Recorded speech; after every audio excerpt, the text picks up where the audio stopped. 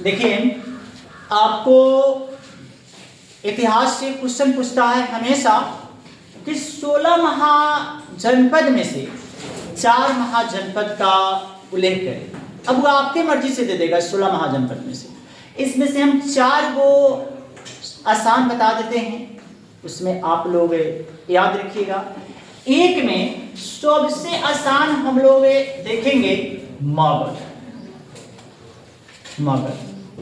तो आप लोग याद रखिएगा कि 16 महाजनपद में सबसे शक्तिशाली महाजनपद है आपको मगध। इसकी राजधानी राजगीर थी। और आधुनिक क्षेत्र बिहार है, बिहार का राजगीर है, तो आपको बोलते हैं इसकी राजधानी राजगीर थी। यहाँ का सबसे शक्तिशाली राजा अशोक था, चंद्रगुप्त मौर्य था। अशोक था, चंद्रगुप्त मौर्य था। एक हम इसको समझाएंगे। दूसरा आपको याद रखिएगा हुआ कि दूसरा है अंग।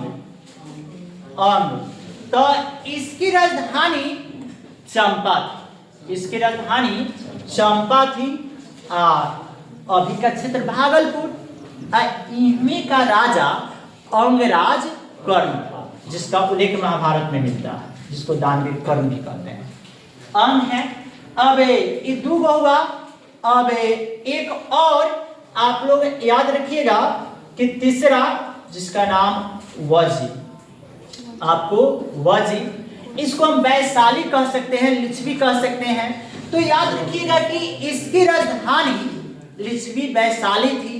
यहाँ पर लोकतंत्र शासन व्यवस्था, यहाँ पर लोकतंत्र शासन व्यवस्था था। भारत में सबसे पहले लोकतंत्र शासन व्यवस्था का प्रमाण वजी से ही मिलता है, वैशाली से ही मिलता है। और यहाँ की राजनर्तकी जो सबसे सुंदर, जो अम्रपाली थी, यहीं की रहने वाली थी, नगरवधु थी, जिसका उल्लेख हम कर चुके हैं।